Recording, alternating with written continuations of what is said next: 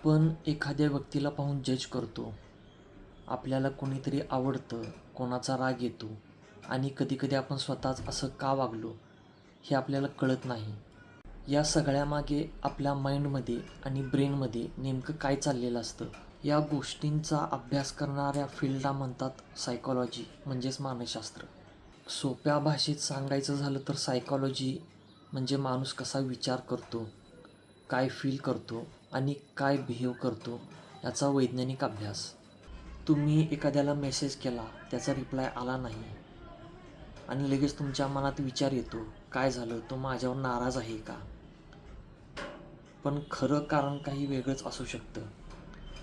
इथे तुमच्या thoughts, emotions आणि बिहेव कसे काम करतात हे सायकॉलॉजी समजून घेण्याचा प्रयत्न करते.